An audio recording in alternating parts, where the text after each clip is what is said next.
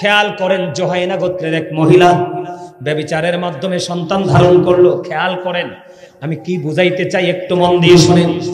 সে ব্যভিচারের মাধ্যমে সন্তান ধারণ করলো। সন্তান ধারণ করার পরে তার বাবা রাসূলের কাছে নিয়ে আসলো তার মেয়েটাকে, যে মেয়েটা ব্যভিচার করলো, সন্তান পেটে চলে আসছে। নবীজি বললেন, যাও যাও যাও, ওই মেয়েটাকে নিয়ে বাড়ি চলে যাও, সে তাকে আদর যত্ন করো, লালন পালন করো, ভালোবেসে তাকে আদর যত্ন করে লালন পালন করো।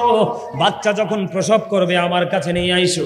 লালন পালন করতে করতে বন্ধু বাচ্চাটা যখন প্রসব করলো, বাবা তার মেয়েটাকে নিয়ে আসলো। আনার পরে নবীজি বললেন, গর্ত খনন করো। গর্ত খনন করা হলো, তার মাঝে পর্যন্ত গেলে দেওয়া হলো। নবীজি বললেন, তাকে পাথর মারতে থাকো। পাথর মারতে থাকলেন, মারতে মারতে মারতে মারতে বন্ধু তার মৃত্যু হলো। এখন তো মুসলমান হিসাবে জানাজা দরকার আছে না নাই? সাহাবীরা টেনশনে পড়ে গেলেন, কে রে তারা জানাজাটা পড়াবে? বন্ধু সর্বশেষে চাইয়া দেখলেন, সকল অবসান ঘটিয়ে দিলেন আপনার আমার প্রাণের নবী, আমার আপনার প্রাণের নবী তারা জানাজা পড়িয়ে দিল। জোরে জোরে বলুন না সুবহানাল্লাহ। কি প্রশ্ন করবে নবীকে? প্রশ্ন কে করবে নবীকে? চিন্তা করতে করতে সর্বশেষে হযরতে ওমর দাঁড়িয়ে গেলেন, ইয়া রাসূলুল্লাহ, ইয়া হাবিবাল্লাহ, নবী গো, ও নবী, ওই মহিলাটা যেই নবীর কারণে পাথর মেরে তাকে মারা হলো, ওই মহিলার জানাজা আপনি নবী পড়িয়ে দিলেন, এটা কেমন করে সম্ভব? আমার নবীজি বললেন, ওই মহিলাটা যেই তওবা করেছে, এই তওবাটা যদি মদিনার জঘন্য 70 জন পাপীকে যদি ভাগ করে দেওয়া হয়, 70 জন পাপীর ক্ষমার জন্য যথেষ্ট হয়ে যাবে। জোরে জোরে বলুন না সুবহানাল্লাহ। তার মানে ব্যভিচার করার পরেও কি পেলো? ক্ষমা পাইছে। পাইছেনি? নবীজি জানাজা পড়ানোর বাণী কি ক্ষমা পাইছে না? পাইছে তো? পাইছে না? বলে হুজুর এতগুলো হাদিস এতগুলো কথা বললেন কেন? বলার কারণ হলো, বন্ধু তুমি যদি সুদের টাকা দিয়ে বডি বানায়া থাকো, কিসের টাকা? সুদের টাকা, ঘুষের টাকা দিয়ে যদি তুমি বডি বানায়া থাকো, তুমি তওবা করতে পারবা। তওবাকারীর প্রতি আল্লাহ এত খুশি, এত সন্তুষ্ট। কিন্তু তুমি এতটা হতভাগা তওবাকারী, জীবনভর টাকার লোভে তুমি পাহাড় করেছো সুদ ঘুষ খাইয়া, তোমার তওবা আল্লাহ কবুল করবে না। সেই দিন তোমার তওবা আল্লাহ কবুল করবে যেই দিন যার যার থেকে যেই পরিমাণ টাকা সুদে আনছো যেগুলো ফেরত দিবা। কিন্তু আইনা তো খাইয়া মোটা হইছো। আমার রাসূল বলে দিয়েছেন, সুদের যেই টাকা খাইয়া, হারাম খাইয়া গোস্ত বানাইলা, এই গোস্ত তোমার বডি থেকে নামাইতে হবে, তারপরে তোমার তওবা কবুল হবে। এবার বুঝেন সুদখোর ঘুষখোর কত নিকৃষ্ট মানুষ। কথা কয় না কেন? এইটা বোঝানোর জন্য মজার হাদিসগুলো বললাম। কিন্তু তাহলে এখন সুদ খাইবেন না ছাড়বেন? আরো জোরে। এখনকার তো মসজিদের সভাপতি সুদখোর, নাইলে সেক্রেটারি সুদখোর, নাইলে ক্যাশিয়ার সুদখোর। একটা না একটা ডিস্টার্ব আছে, আছে না নাই? আরো জোরে বলে, আছে না নাই? তাইলে সুদ কি খাইবেন না ছাড়বেন? সুদখোরের সাথে সম্পর্ক রাখবেন? আপনি খেয়াল করছেন, তওবা এত বড় নিয়ামত, কিন্তু সুদখোরের তওবা আল্লাহ কবুল করে না। তাইলে কি এটা কি করবো এখন? এবার আসেন আমার দিকে তাকান। সুদখোর সুদ খায় কি জন্য? টাকা বানানোর জন্য, জায়গা কেনার জন্য। কথা এরকম না বিষয়টা? সন্তানকে ধনী বানানোর জন্য, তাই তো? আমার আশেপাশে ওলামায়ে কেরাম আছে, হাফেজ সাহেব আছেন, নিয়ে নেই? আপনি আছেন? দুজন হাফেজ সাহেব, মাশাআল্লাহ। 2 জন হাফেজ সাহেব আমার ডান পাশে আছে। হাফেজ সাহেবরা ভুল হইলে কিন্তু কইবেন। আমি আপনাদের প্রধান বক্তা দেখে কিন্তু সত্য লুকাইয়েন না, ঠিক আছে? আমার আল্লাহ কোরআন শরীফের 19 পারা সূরা শুআরার 88 নম্বর আয়াতে বলেছে, কারণ এই আয়াতটা কিন্তু সবাই নিতে পারে না। এই আয়াতটা কি করতে পারে না? সবাই নিতে পারে না। বলে হুজুর, কারণ এই দুনিয়ার জালেম, অত্যাচারী, সুদখোর, ঘুষখোর, সিটার, বাসপার যত আছে সবার বিপক্ষের আয়াত হলো এইটা। আমার আল্লাহ কোরআন শরীফের 19 পারা সূরা শুআরার 88 নম্বর আয়াতে বলে দিয়েছে, ইয়াউমা লা ইয়ানফাউ মালু ওয়ালা বানুন। আল্লাহু আকবার। আবে আমরা আসিনিও, আছে না? আছে, মাশাআল্লাহ। হাফেজ সাহেবরা সাপোর্ট দিয়েছে, তার মানে আমারটা ঠিক। আমার আল্লাহ বলে দিয়েছে, ও দুনিয়ার সুদ খাও, ঘুষ খাওয়ালা মানুষ, সন্তানের জন্য তুমি টাকা গড়ছো, তুমি তো একদিন চলে যাবে, তোমার খবর তোমার এই সন্তান রাখবে না। আমার আল্লাহ বলেছে অন্যায় অত্যাচারের জুলুম ব্যভিচারের মাধ্যমে টাকার পাহাড় গড়ে নিলা, আমার আল্লাহ বলে দিয়েছে তোমার ধন সম্পদ সন্তান সন্ততি একটাও কোনো কাজে আসবে না। জোরে জোরে নাউজুবিল্লাহ। তাহলে হারাম টাকার দরকার আসেনি? আরে জি পুত্রে খাওয়াইছেন এটিও কাজে লাগবে না, টাকার পাহাড় গড়েছেন এগুলো কাজে লাগবে না, তওবা করেছেন তওবাও কবুল হবে না। এটা কি মানুষ? কথা কোন, এটা কি মানুষ? এটা বাচ্চা থেকে কোনো লাভ আছে? মইরা গেলে এই দেশের মানুষের কোনো লস আছে? আরে জোরে বলেন। তাহলে সুদ ছাড়বেন তো? ওমা কথা কয় না দি। এখন আপনার আরেকটা কারণে নামাজ কবুল হয় না, আল্লাহ আপনার ডাক শোনে না, সেটা হলো মিথ্যা কথা। ওমা কথা কয় না দি। কি কথা? এদিক তাকান। আমি সামুর ইবনে জুনদুব রাদিয়াল্লাহু তাআলা আনহু থেকে রক্তের নদীর কথা কইছিলাম, মনে আসেনি? হ্যাঁ, এই হাদিসের আরেকটা অংশ হলো মিথ্যাবাদীর যে রিয়াকশন। আমার নবীজি দেখতে পাইলেন, আমার নবীজি দেখতে পাইলেন একজন লোকের এমন সাজা চলতেছে, তার একদিক দিয়ে এই দিক দিয়ে চামড়াটা তুলে ফেলা হচ্ছে, একদিক দিয়ে সেটা মানুষের চামড়া তোলা হচ্ছে, আরেক দিক দিয়ে জোড়া লাগতেছে, এই দিক দিয়ে তুলতেছে, ওই দিক দিয়ে জোড়া লাগতেছে। এখন আমার নবীজি ফেরেশতাদেরকে প্রশ্ন করলেন, আপনারা বলে দেন এই যে মানুষটা কে, তার অপরাধ কি? আপনারা আমার প্রাণের নবী জানিয়ে দিলেন এই লোকটার অপরাধ হলো সে মিথ্যাবাদী। ওমা নাউজুবিল্লাহ কয় না? এই ঘর থেকে এই ঘরে, এই বাড়ি থেকে ওই বাড়িতে, এই পাড়া থেকে ওই পাড়াতে, এই দোকান থেকে ওই দোকানে, এই সমনি থেকে ওই সমনিতে মিথ্যা বলে কে বলে না? আমি একটু জিকির করি, আপনারা জিকির করতে করতে এগিয়ে আসেন। সুবহানাল্লাহ ওয়ালহামদুলিল্লাহ লা ইলাহা ইল্লাল্লাহ, সুবহানাল্লাহ আলহামদুলিল্লাহ লা ইলাহা ইল্লাল্লাহ, লা ইলাহা লা ইলাহা আনহদি আমারি নহরির পুতুল জগত করুনে ও জালা, নহদি আমারি নহরির পুতুল জগত করুনে ও জালা, রাজ হাসরে করবেন তিনি উম্মতের ফয়সালা। সুবহান মহব্বতে লা ইলাহা ইল্লাল্লাহ, সুবহানাল্লাহ আলহামদুলিল্লাহ লা ইলাহা ইল্লাল্লাহ, লা ইলাহা ইল্লাল্লাহ, লা ইলাহা আরশি কুরসি লৌহ কলম সৃষ্টি যাহার ওসিলা, আরশি কুরসি লৌহ কলম সৃষ্টি যাহার ওসিলা, নিজে আল্লাহ খুশি হইয়া নাম রাখিলেন হাবিবুল্লাহ। সুবহানাল্লাহ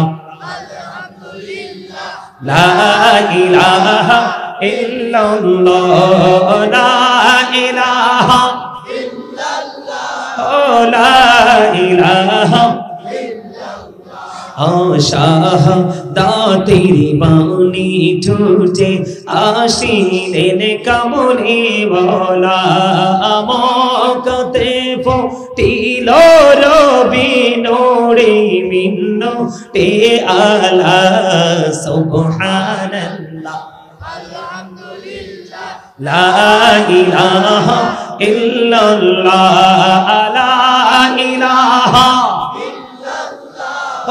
লা ইলাহা ইল্লাল্লাহ, নামের সাথে নাম মিশাইয়া যারে আল্লাহ পাঠাইলা, নিজে আল্লাহ দোস্ত বলে তার প্রেমে মজিলা।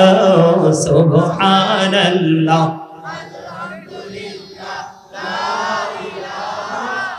লা ইলাহা ইল্লাল্লাহ মুহাম্মাদুর রাসূলুল্লাহ সাল্লাল্লাহু আলাইহি ওয়াসাল্লাম। জোরে বলেন আলহামদুলিল্লাহ।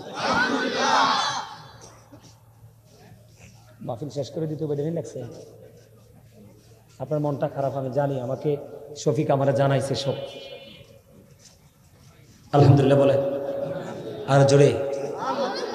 উনি উমরাতে গিয়েছেন, ওনার বিবিকে ওখানে রেখে এসেছেন, কিন্তু ওনার কপাল যে কত ভালো।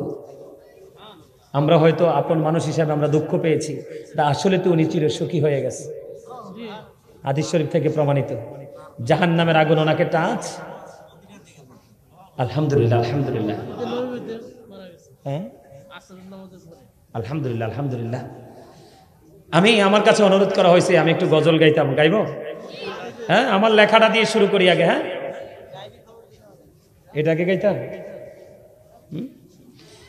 যার নাম শুনিলে চমকে ওঠে দিল বেকার হয়ে যায়, গাইবি খবর দিনেওয়ালা এলো রে মক্কায়, গাইবি খবর। ও যার নাম শুনিলে চমকে ওঠে দিল বেকার হয়ে যায়, গাইবি খবর দিনেওয়ালা এলো রে মক্কায়, গাইবি খবর।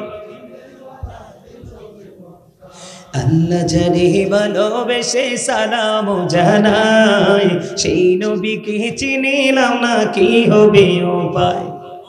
আল্লাহ যারে ভালোবেসে সালাম জানাই, সেই নবীকে চিনিলাম না কি হবে উপায়। হায়রে যারে কিটায় আঙ্গুল ইশারায়, যারে কিটায় আঙ্গুল ইশারায় চন্দ্র দুই ভাগে হয়ে যায়, গাইবি খবর দিনেওয়ালা এলো রে মক্কায়, গাইবি খবর। গাইবি খবর দিনেওয়ালা এলো রে মক্কায়, যার নাম শুনিলে চমকে ওঠে দিল বেকার হয়ে যায়, গাইবি খবর দিনেওয়ালা এলো রে মক্কায়, গাইবি খবর দিনেওয়ালা। দাওয়াত খাইতে গেলে নবী জাবের গড়ে, জাবের দুইটা ছেলে গিয়াছিল মরে। জানেননি হাদিস শরীফ? হ্যাঁ, এটা কি নবীর মুজিজা না? এখন নবীর মুজিজার কথা কইলে অনেকের মাথা গরম হয়ে যায়, ঠিক না বেঠে? দাওয়াত খাইতে গেলে নবী জাবের গড়ে, জাবের দুইটা ছেলে গিয়াছিল মরে। আইরে আল্লাহর কুদরতে দুই ভাই, ওরে বাবা রে, আল্লাহর কুদরতে দুই ভাই জীবিত হয়ে দাঁড়ায়, গাইবি খবর দেনেওয়ালা এলো রে মক্কায়, গাইবি খবর দেনেওয়ালা।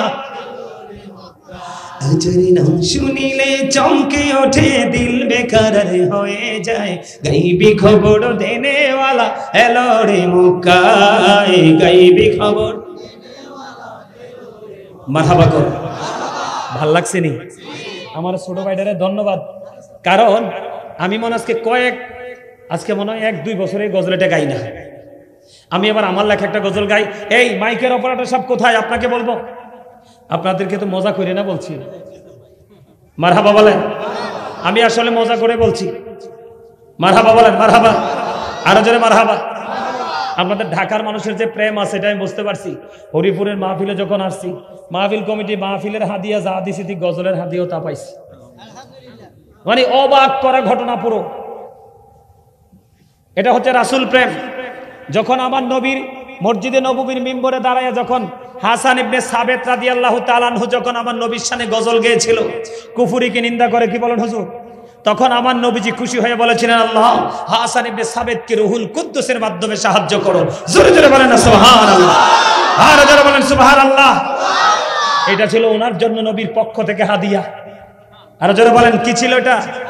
হাদিয়া। আমিও হাদিয়া নিতে রাজি আছি, কারণ হাদিয়া দেওয়াও সুন্নাত, নেওয়াও সুন্নাত। জোরে জোরে বলেন সুবহানাল্লাহ। হাদিয়ার মধ্যে আছে রাসূলের প্রেম। আচ্ছা, গজল গামো তো গাইতে আছি, তো আমি গজল গাওয়ার শেষ করে তারপরে আমি আবার ওয়াজে ঢুকবে, আস্তা পাগল। আরে আপনারা বিশ্বাস করেন না, আসলে তো এতে পাগল তো এতে। আরে ফোন দিয়া মানে কি বলবো, ফোন দিলে তার এই পাগলামি তাকে ওপারে রাস্তাটা সহজ করে দিবে। কারণ দুনিয়ার কোন স্বার্থের জন্য পাগলামি করেছে আল্লাহ এবং আল্লাহ রাসূলের জন্য। জোরে কন্যা সুবহানাল্লাহ, আরে জোরে। আমার গতকালকে একজন মানুষ মারা গেছে, অত প্রিয় মানুষ, এত প্রিয় যেটা বলতে পারবো না। তাকে আজকে ওই শফিকুল তারা দেখছে কিনা জানি না, ঘরে আমি ওনার মোনাজাতে অংশগ্রহণ করেছি। লন্ডনে মারা গেছে মানুষ, মানুষকে এইভাবে ভালোবাসতে পারে, ওনাকে দেখে আমি শিখেছি। আমার এই প্রিয় মানুষটা মারা গেছে, ওনার একটা গজল খুব প্রিয় ছিল, এই গজলটা আমি একটু গাইবো। বেশি উনি আমার জবান থেকে গজলটা শুনতে চাইতেন, বলতেন আমি আপনি গজলটা গাইবেন, আমি এটা শুনবো।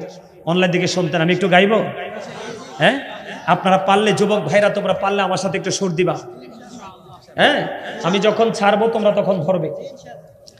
নবী নবী বলে হায়, কেঁদে কেঁদে দিন যায়, পাইনি দিদার ধুমে,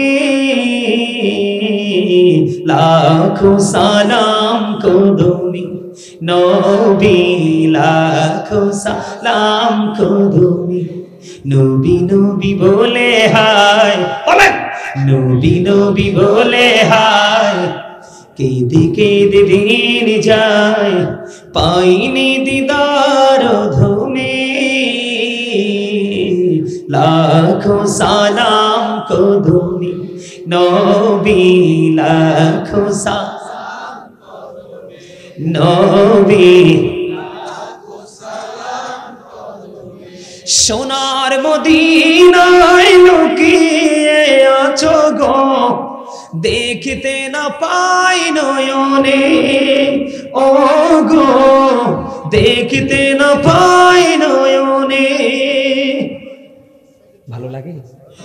সোনার মদিনায় লুকিয়ে আছো গো, দেখতে না পাই নয়নে, ও গো দেখতে না পাই নয়নে।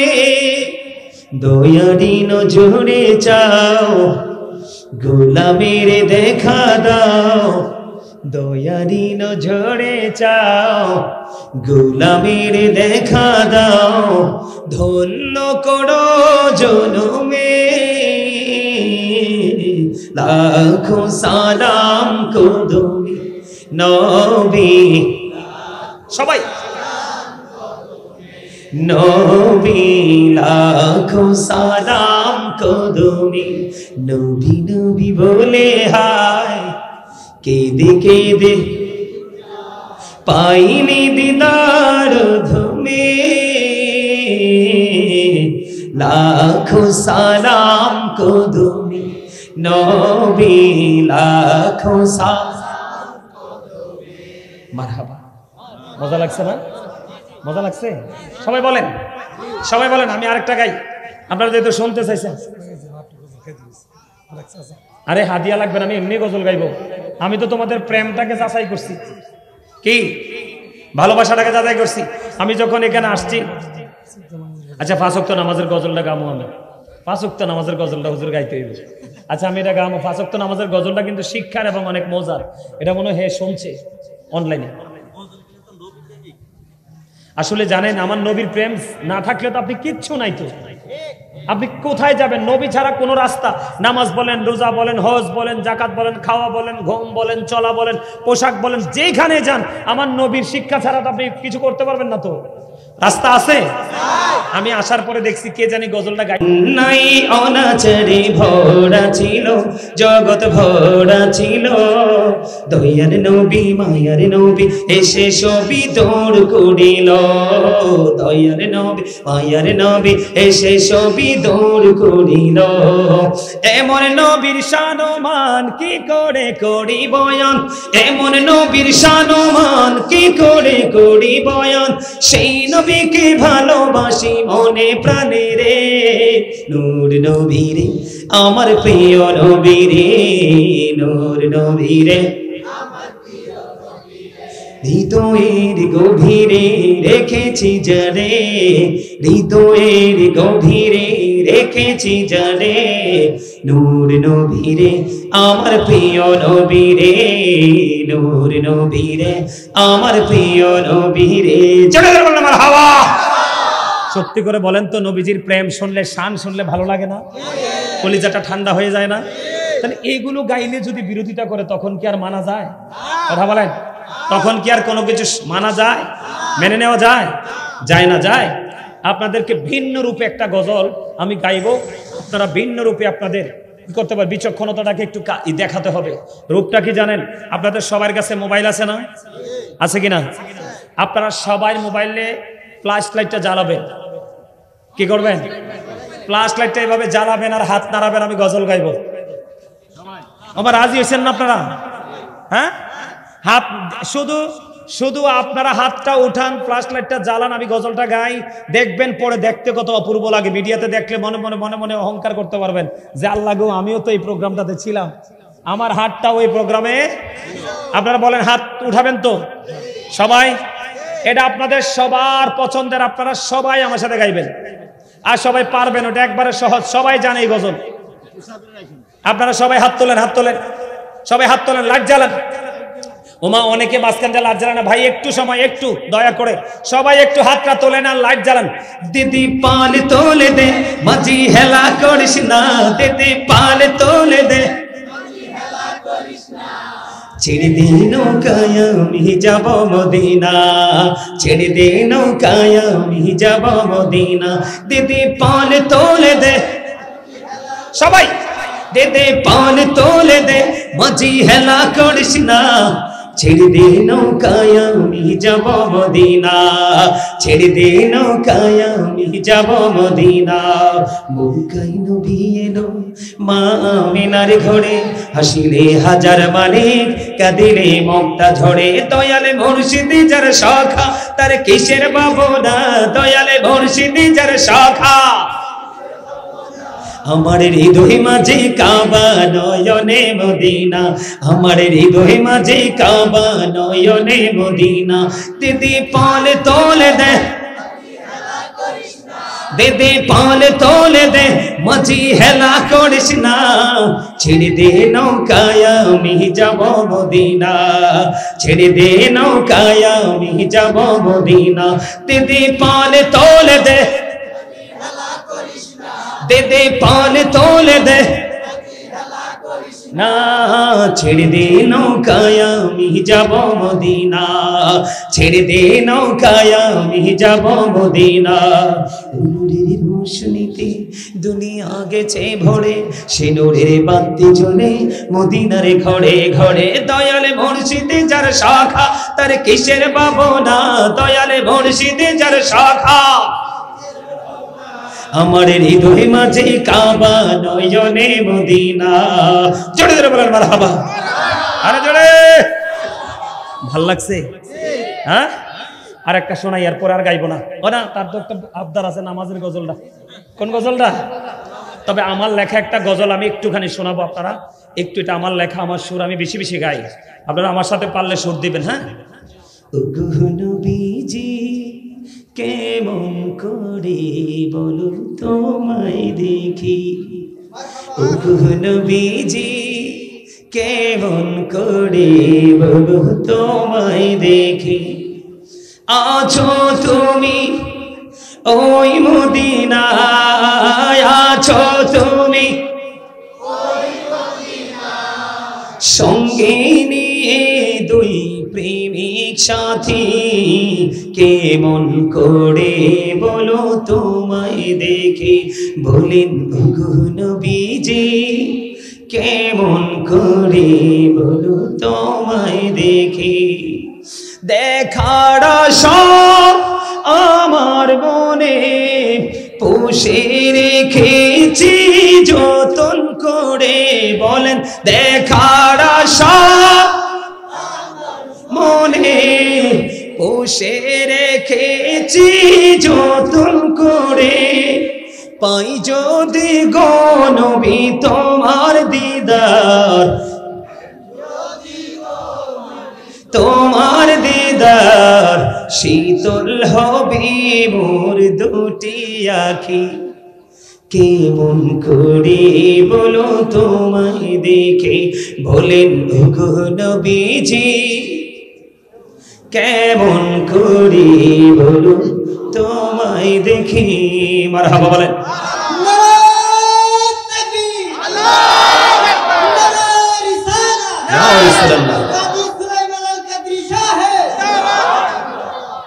এখন আরে জালকুড়ির পক্ষ থেকে লাল গোলাপ শুভেচ্ছা এটা কইতে না।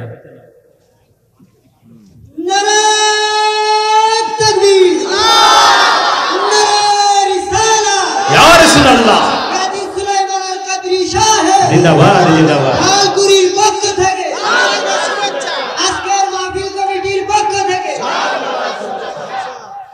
আমি তো মজা করে বলছি আপনাদেরকে একটু হাসানোর জন্য, কারণ অনেক লম্বা সময় হয়েছে তো ওয়াজ, যদি ক্লান্তি চলে আসে। ক্লান্তি নাই তো? আমি আর একটু ওয়াজ করি, কারণ আমার ওয়াজটা কি করতে হবে, গুছাইতে হবে। তো ওই যে শফিকুল ইসলাম আমার কাছে একটা গজল শুনতে চাইছে নামাজের। এই গজলটা সে নিশ্চয় অনলাইনে শুনছে। কি অনলাইনে শুনছে? আমি একটু গজলটা গাই, আপনারা একটু শোনেন। কেন রে ভাই বেনামাজি নামাজ কেন পড়ো না, বেনামাজি মারা গেলে দুজকে তার ঠিকানা। কেন রে ভাই বেনামাজি নামাজ কেন পড়ো না, বেনামাজি মারা গেলে দুজকে তার ঠিকানা। প্রথমত আসবে ফজর, পড়বে ফজর যে জনা, ফজর হবে পায়ের খড়ম, তামার তাপ লাগবে না। কেন রে ভাই বেনামাজি নামাজ কেন পড়ো না, বেনামাজি মারা গেলে দুজকে তার ঠিকানা। ফজর গেলে আসলে জোহর, পড়বে জোহর যে জনা, জোহর হবে মাথার ছাতি, সূর্যের তাপ লাগবে না। জোহর গেলে আসবে আসর, পড়বে আসর যে জনা, আসর হবে হাতের রুমাল, পুজবে গায়ের পসিনা। আসর গেলে আসবে মাগরিব, পড়বে মাগরিব যে জনা, মাগরিবে হবে খাওয়ার সম্বল, পিপাসা তো লাগবে না।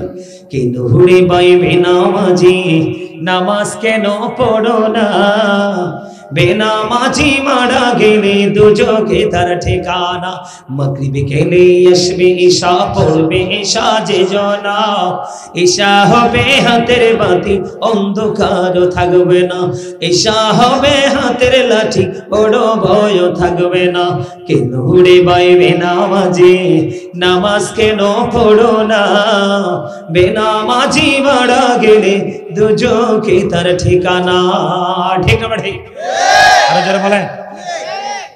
তাহলে নামাজ ছাড়বো আমরা না পড়বো? আরো জোরে বলেন। দিক তাকান। আমার নবীজি বলেছেন সালাতুল খামস ওয়াল জুমআতু ইলাল জুমআহ ওয়া রমাদানু ইলা রমাদান মুকাফফিরাতুল লিমা বাইনাহুন্না ইযা তুনিবাতিল কাবাইর। আপনার আমার প্রাণের নবী তিনি বলে দিয়েছেন 5 ওয়াক্ত নামাজ পড়লে গেফের গুনার কাফফারা হয়ে যাবে। দুই দিকের জুমার নামাজ, এক জুমা থেকে আরেক জুমা, দুই দিকের জুমার নামাজ যদি সঠিকভাবে আদায় করতে পারেন গেফের গুনার কাফফারা হয়ে যাবে।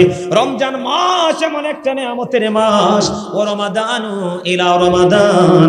আপনি এক রমজান থেকে আরেক রমজান, এই গত বছরে রমজান শেষ করেছেন ভালোভাবে, আবার আসছে ফেব্রুয়ারির শেষের দিকে রমজান শুরু হবে।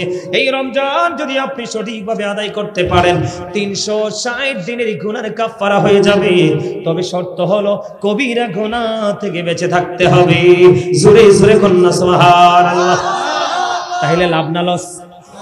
জুমা রমজান মাস এমন একটা মাস, কেউ যদি ইচ্ছে করে একটা রোজা ছেড়ে দেয় সারা জীবনেও সেটার খেসারত দিতে পারবে, কারণ রমজানের রোজা ফরজ। সবচেয়ে বড় মজার খবর, রমজান মাসে আমল করবেন আপনার 70 গুণ থেকে 700 গুণ পর্যন্ত সওয়াব আমার আল্লাহ বাড়িয়ে দিবে। তার মানে আপনি একটা কোরআন খতম দিয়েছেন, 700 খতমের সওয়াব পাবেন। আপনি বাড়িতে একটা মিলাদ পড়িয়েছেন, একটা দুরুদের খতম পড়িয়েছেন, এমনি করে করে ভালো যত কাজ করবেন 700 গুণ পর্যন্ত বেশি পাবেন। সবচেয়ে মজার খবর হলো রমজান মাস উম্মতের মাস। রমজানে রোজা রেখে ঈদের নামাজ পড়বেন, এক রাস্তায় হেঁটে যাবেন, আর এক রাস্তা দিয়ে ঘুরে ঘুরে বাড়িতে আসবেন। আপনি নিষ্পাপ হয়ে আপনার বাড়িতে আসতে পারবেন। জোরে জোরে সুবহানাল্লাহ। রমজান মাস আসতেছে সামনে, প্রস্তুতি নিতেছেন তো? আরো জোরে মনে থাকবো। নবীজি বলেছেন তোমার বাড়ির আঙিনায় যদি জলাশয় থাকে, কি থাকে? পুকুর, খাল, বিল, নদী, নালা যেটাই থাকুক, 5 বার যদি গোসল করো তোমার গায়ে কোনো ময়লা থাকবে না, গন্ধ থাকবে না। ঠিক তেমনি ভাবে 5 ওয়াক্ত নামাজ যদি সঠিকভাবে পড়ো তোমার আমল নামায়ও কোনো গুনাহ থাকবে না। ঠিক না বাড়ে? মূসা নবীর দরবারে একদিন এক মহিলা আসলেন। মহিলা ব্যভিচার করলো, ব্যভিচারের মাধ্যমে সন্তান ধারণ করলো। সন্তান যখন প্রসব হলো, এটাকে গলা টিপে হত্যা করে ফেললো। সব কমপ্লিট করার পরে আবার তওবা করলো। তওবা করে মূসা কালিমুল্লাহর দরবারে চলে গেল। মূসা কালিমুল্লাহ একটা ডাক দিয়ে বলল, ও গো আল্লাহর নবী মূসা, আপনি তো আল্লাহর সাথে কথা বলেন, আপনি বলে দেন আমার এই অপরাধ আল্লাহ ক্ষমা করবে কিনা। বলতে দেরি মূসা ওই মহিলাটাকে ওনার কাছ থেকে বের করে দিলেন। বের করে দিতে দেরি আমার আল্লাহ জিব্রাইলকে ডেকে ডেকে বললেন, জিব্রাইল যাও যাও যাও, মূসার দরবারে চলে যাও। মূসা কালিমুল্লাহর দরবারে আসলেন। এসে জিব্রাইল বললেন, ওগো নবী মূসা, আপনি ওই বেবিচারিণী মহিলাটাকে তওবা করনেওয়ালা মহিলা থেকে কেন বের করে দিলেন? এটা অত্যন্ত জঘন্য, এই কারণে বের করে দিয়েছি। এবার জিব্রাইল একটা ডাক দিয়ে বললেন, ওগো নবী মূসা, আপনার কাছে ওই বেবিচারিণী মহিলাকে জঘন্য মনে হয়েছে, তাই আপনি বের করে দিয়েছেন। ওই বেবিচারিণী নারীর চাইতেও জঘন্য হলো একজন বেনামাজি। কি করবেন এবার? নামাজ এই প্রতিদিন শিফট আকারে ফেরেশতা আসে পৃথিবীতে। একদল চলে যায়, একদল আসে। একদল চলে যাওয়ার পর আল্লাহ জিজ্ঞাসা, আমার বান্দাগুলোকে কি অবস্থা রেখেছো? আবার মূসা নবী যখন আল্লাহ প্রশ্ন করে ফেরেশতারা, আল্লাহ গো তোমার বান্দাগুলোকে যাইও দেখছি নামাজরত অবস্থায়, আসার সময় তাদেরকে নামাজরত অবস্থায় রেখে এসেছি। ওই যে একটু আগে একটা হাদিস বলছিলাম, মনে আছে? আবু যর রাদিয়াল্লাহু তাআলা আনহু থেকে বর্ণিত, নবীজি শীতের দিনে দেখলেন গাছের পাতা ঝরে। কি ঝরে? নবীজি ডাল ধরলেন, গাছের পাতা পড়তেছে। আবু যরকে ডাক দিলেন, আবু যর উত্তর দিলেন, লাব্বাইকা ইয়া রাসূলুল্লাহ। আমার নবীজি বললেন, আবু যর তুমি চাইয়া দেখো, শীতের কারণে যেমনি গাছের পাতাগুলো জোরে জোরে পড়ে, আল্লাহর প্রিয় বান্দাগুলো যখন নামাজের মাধ্যমে আল্লাহর কুদরতি কদমে সিজদা লাগায়া দিবে, ওই গাছের পাতার মতো সমস্ত জীবনের গুনাহগুলি ঝরে পড়বে। জোরে জোরে বলুন সুবহানাল্লাহ। মজা লাগছে কিনা? তাহলে নামাজ পড়বেন নি? আমার আলোচনা শেষ, আলোচনা আর করবো না, অনেক লম্বা সময় হয়েছে। মা রে মা, হ্যাঁ কোনটা? ওই যে সাদ্দাত, ওই সাদ্দাতের ঘটনাটা শুনতে চাই আমার চাচা, একটু বলি। আপনারা সবাই শুনছেন না? সাদ্দাত যে একজন আছে, সাদ্দাত শুনছেন নি? আমি গজলে বলি, সাদ্দাত জান্নাতে বানাইলো, মনের মতো সাজাইলো, একটি কদম রাখার আগে আজরাইল ধরাই পাঠাইলো। শুনছেন না? রাজার যে জান্নাত বানাইছিল, জানেননি? এই শোনেন, এই কথাটা, ওনার এই কথাটা মনে করাতে আমার ওই অহংকারের ওয়াজ আর একটু হয়ে যাইতেছে আর কি। এটা অহংকারের ওয়াজ। এই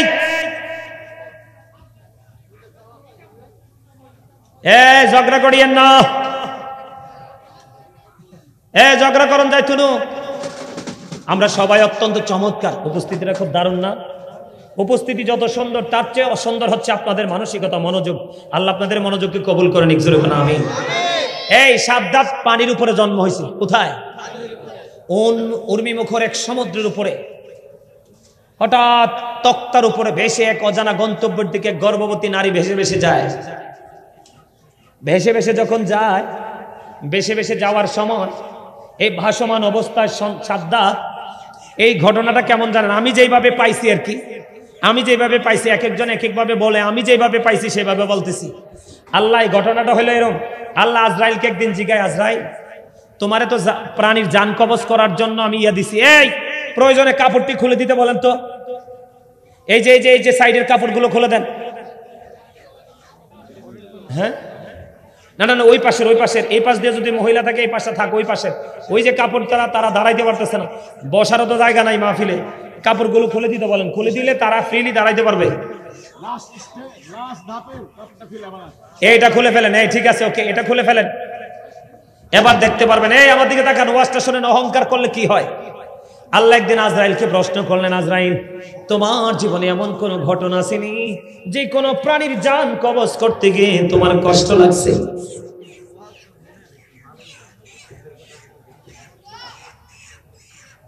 কি কর?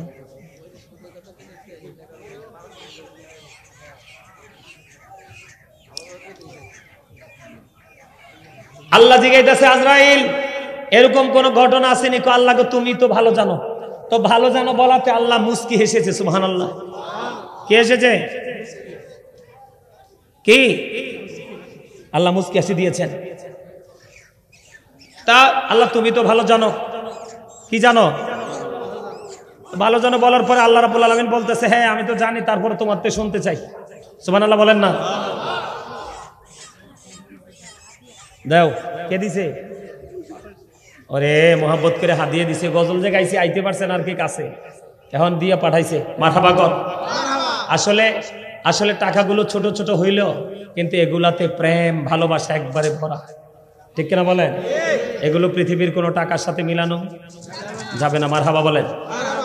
তো আল্লাহ বলে আমি তো জানি, তারপরে তোমার থেকে শুনতে চাই। কয় আল্লাহ, একদিন এক সমুদ্রের উপর দিয়ে তক্তার উপর ভেসে ভেসে একটা মহিলা যাচ্ছিল। যাওয়ার সময় সমুদ্রের উপরে তার একটা বাচ্চা প্রসব হইল। কি হইল? বাচ্চা প্রসব হলো। তো একটা মা তো প্রসব যন্ত্রণাটা এতটা যন্ত্রণার, সেটা বলে বোঝাতে পারবো না। আল্লাহ যে এই যখন মহিলাটার বাচ্চাটা প্রসব হলো, ঠিক সেই মুহূর্তে তোমার অর্ডার আসলো যে তার প্রাণ পাখিটা কবজ করতে হবে, জানটা কবজ করতে হবে। আমি সেই দিন ওই মহিলাটার জানটা কবজ করতে যাই, আমার কষ্ট লাগছে। আল্লাহ হাসি দিয়েছে। সুবহানাল্লাহ। তারপরে আর আসেনি, কয় আছে তো। ওই যে সাদ্দার জান্নাত বানাইছে। কি বানাইছে? জান্নাত বানাইছে। এত সুন্দর করে জান্নাতটা বানাইলো। জান্নাতটা ঢোকার জন্য সে কাছে গেল, একটা পা তার ঘোড়ার রেখাবের উপরে, আরেকটা পা তার জমিনে। এমন সময় তুমি অর্ডার করলা তার জানটা কবজ করতে হবে। সেদিন তার জানটা কবজ করতে যাই আমার কষ্ট লাগছে। আল্লাহ হাসি দিয়েছে। এবার আমার আল্লাহ ডেকে ডেকে বলে, আজরাইল এবার তুমি শোনো, ওই যে তক্তার উপর যে বাচ্চাটা প্রসব হয়েছিল, ওই বাচ্চাটাই হলো আজকের সাদ্দাত। নাউজুবিল্লাহ বলেন একবার, নাউজুবিল্লাহ। কারণ নাউজুবিল্লাহ এই কারণে বলতে হবে, সাদ্দাত হলো ক্যারেক্টারলেস। নাউজুবিল্লাহ বলেন না। এবার আমার আল্লাহ বলল, আজরাইল আমি ওই বাচ্চাটাকে, মা যেদিন তুমি তার প্রাণ পাখি কবজ করেছিলে, ওই বাচ্চাটাকে আমি ওই সমুদ্রের উপরে মরে যেতে পারতো, উঠাই আমি এক বাঘিনীর কাছে লালন পালনের দায়িত্ব দিয়েছি। বাঘের দুধকে সে বাঘের মতো শক্তিশালী হলো, 100 মূল লোকের বাচ্চাই আমি তাকে দিলাম। দেওয়ার পরে সে আমি আল্লাহকে পর্যন্ত ভুলে নিজেকে খোদা দাবি করতে ভোলে না। আমি আল্লাহর সাথে পাল্লা দিয়া, আমি আল্লাহর সাথে টক্কর দিয়া সে জান্নাত বানাইলো। আজকে যদি সে জান্নাতে ঢুকতে পারতো, সে যদি বিচরণ করতে পারতো, একটা সময় পৃথিবীর মানুষ তারে পর্যন্ত খোদা মানত। কথা কয় না কেন? আস্তে আস্তে মানুষের সবকিছু দুর্বল হচ্ছে কিনা? কথা কয় না। অনেক বেশি অপরাধ করছে, কিন্তু তার চোখে সেই অপরাধ পড়ে না। কিন্তু আরেকজন ছোট্ট অপরাধ করেছে, যেটা ঈমান আমল নষ্ট হয় না, ওটার পেছনে দৌড়াচ্ছে। এই কারণে আমি আল্লাহ তাকে জান্নাতে ঢোকার আগে আমি তাকে পৃথিবী থেকে উঠিয়ে নিয়েছি।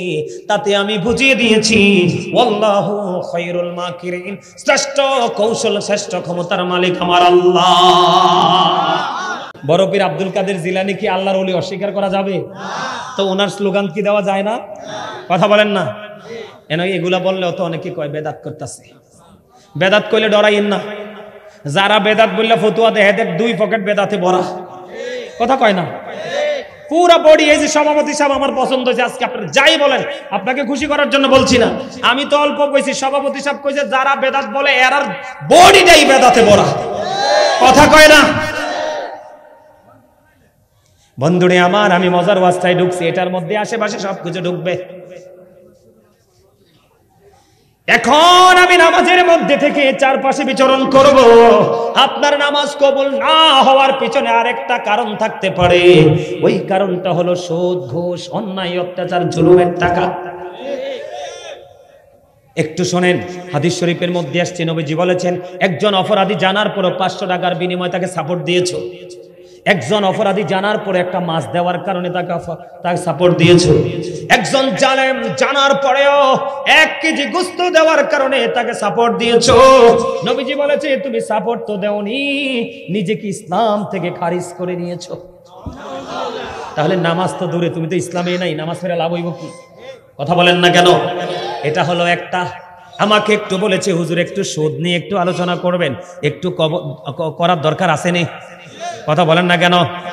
বন্ধুরে আমার, ছোট্ট করে আমি আপনাদেরকে একটুখানি বলবো, বুখারী শরীফের মধ্যে এসছে হাদিস খানা, আপনার আমার প্রাণের নবী তিনি বলে দিয়েছেন, কেউ যদি আরাম করে বসেন, কেউ যদি 10টি টাকা দিয়ে যদি একটা জামা বানায়, কয় টাকা? 10টা টাকা দিয়ে যদি কেউ বন্ধু জামা বানায়, 10 টাকা দিয়ে জামা বানাইলো, 9 টাকাই তার হালাল এবং পরিশ্রমের। আমার নবীজি জানিয়ে দিয়েছি 1টি টাকা হলো সুদের বা ঘুষের। আমার নবীজি বললেন 1টি টাকা 9 টাকার সাথে লাগার কারণে বাকি 9 টাকাও নাপাক হয়ে গেছে।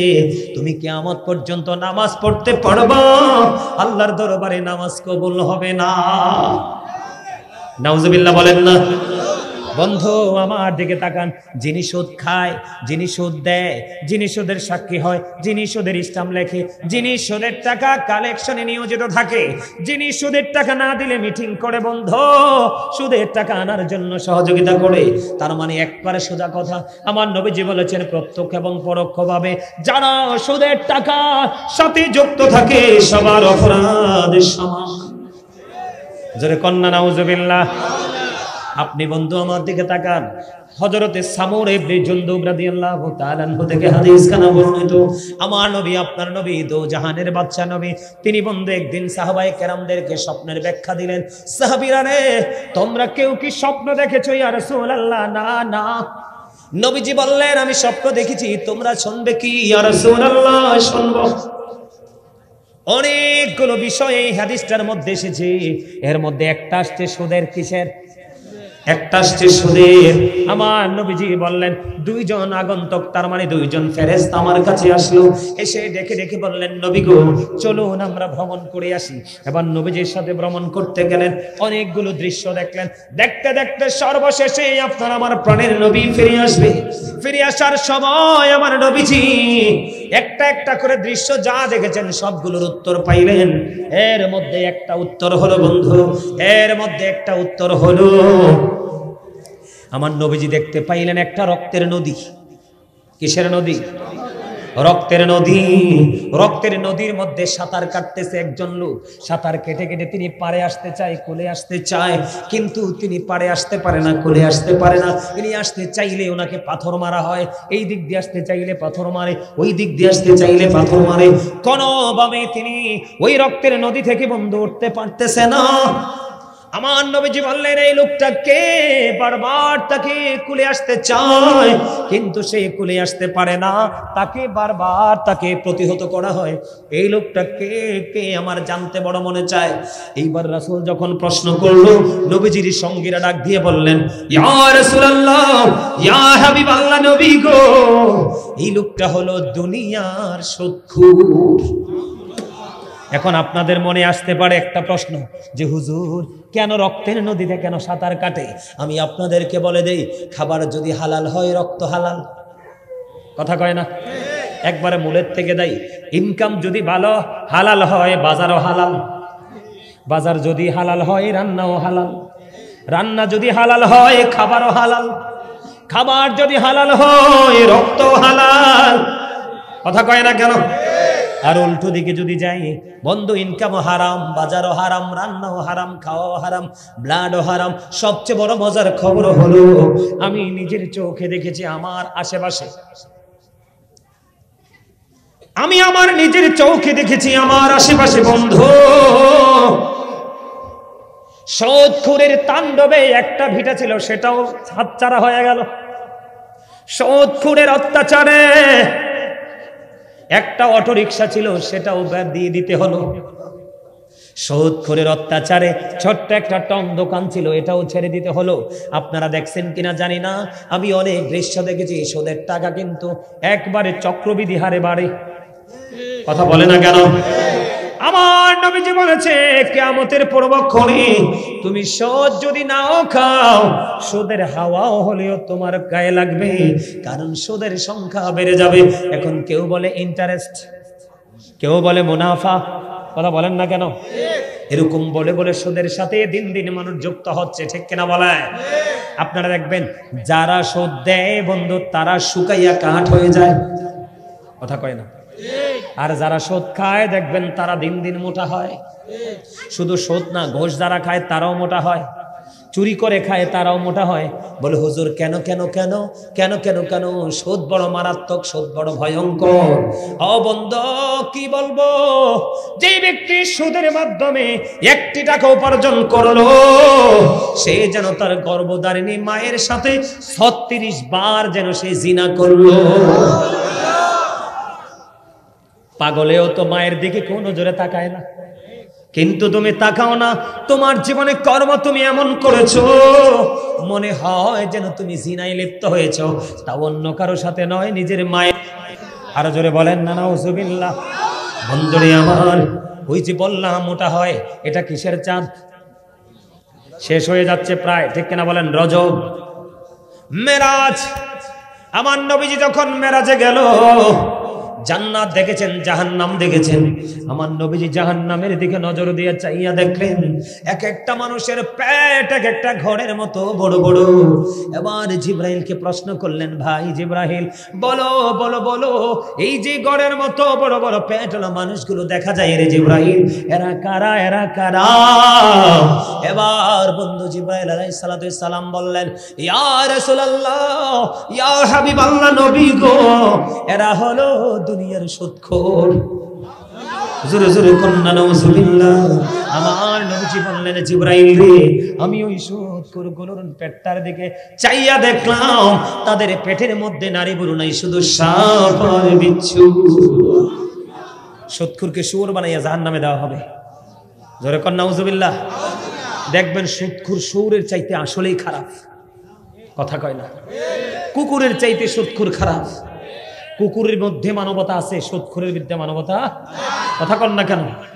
আমি নিজে দেখেছি অনেক সুদখোর অনেক মানুষকে নির্মমভাবে পিটাইয়া হাত পা পর্যন্ত ভাঙছে, কিন্তু এটার জন্য দায়ী তার আশপাশে যারা সাপোর্ট দিচ্ছে তারাও।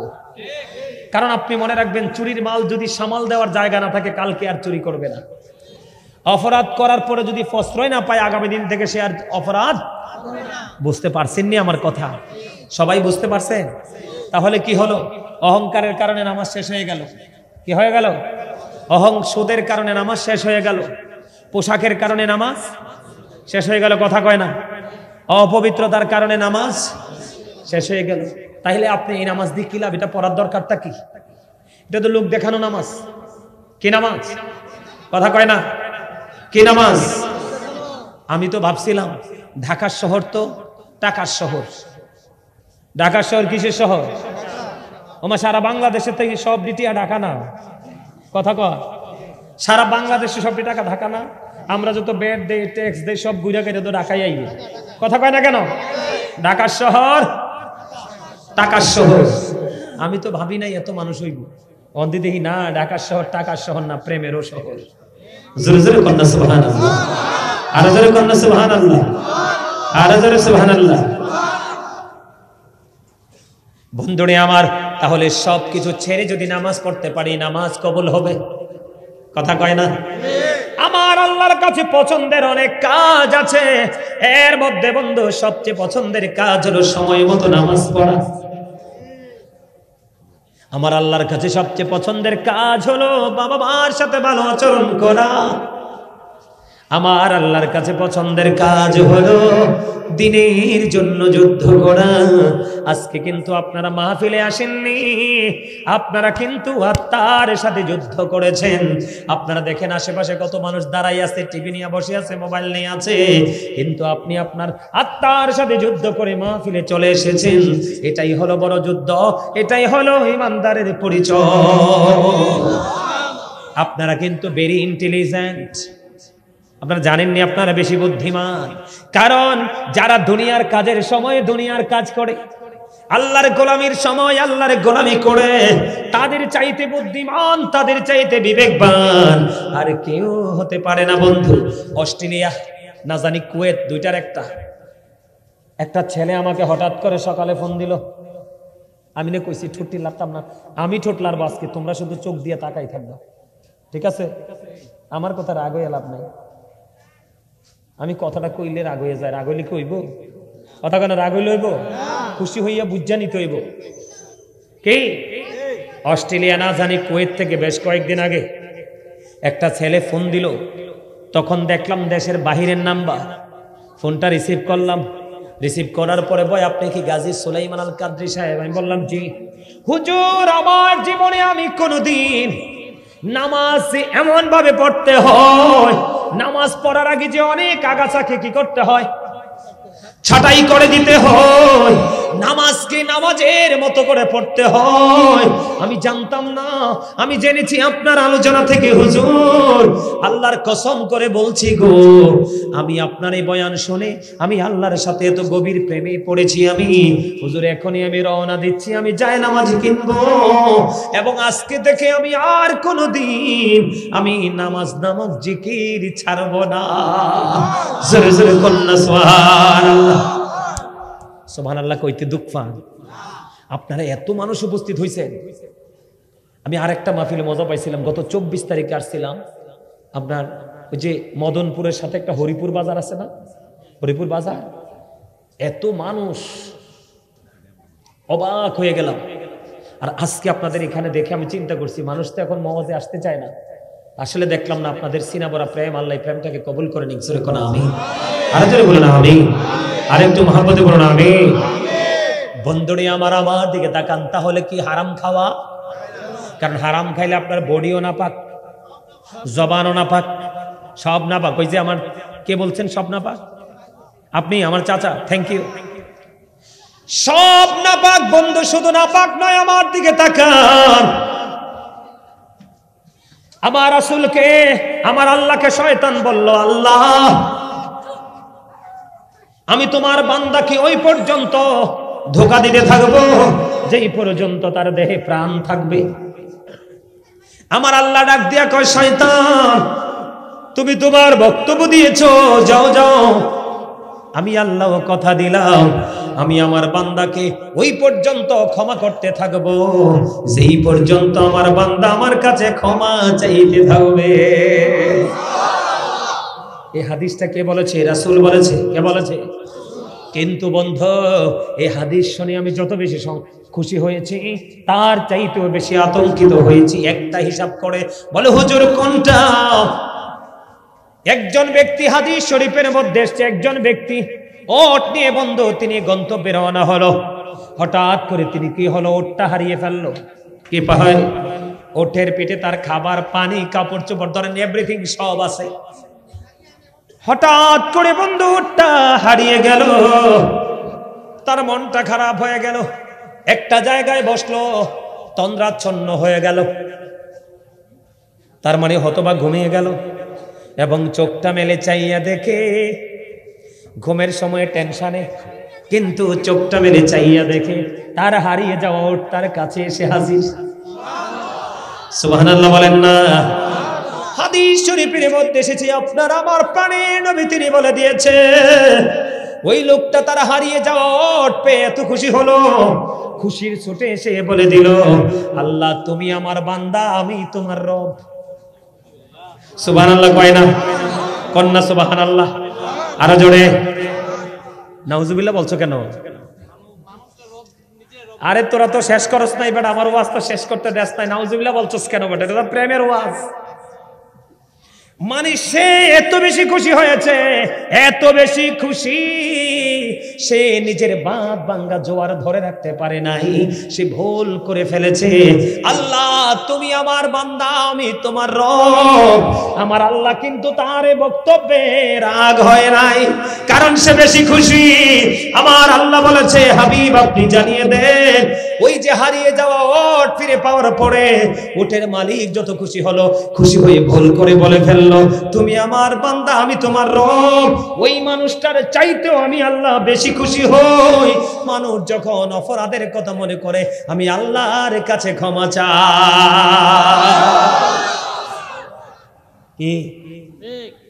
সে বেশি খুশি হয়েছে না? আল্লাহ আপনার জবানের দিকে তাকায় না, আপনার কলবের দিকে তাকায়। এতে তো মন থেকে কয় নাই যে আল্লাহ তুমি আমার বান্দা, এতে তো খুশির ঠেলাই কইছে। সুবহানাল্লাহ বলে না কেন? এই জন্য যেহেতু খুশির ঠেলাই কইছে, নাউজুবিল্লাহ কোনের দরকার নাই। সে প্রেমে পড়ে কইছে, কি কইরা? বলে হুজুর আপনি চতুর্দিকে ঘুরতেছেন কেন? ঘোরার একটা কারণ হলো নবীজি আরো বলে দিয়েছে, খেয়াল করেন, নবীজি আরো বলে দিয়েছে, বন্ধু কেউ যদি তওবা করতে গিয়ে চোখ দিয়ে মাছের মাথার সমপরিমাণ একটা ফোঁটা চোখের পানি যদি তার চোখের কোণা দিয়ে ঝরে, তার জন্য জাহান্নামের আগুনটা হারাম হয়ে যাবে।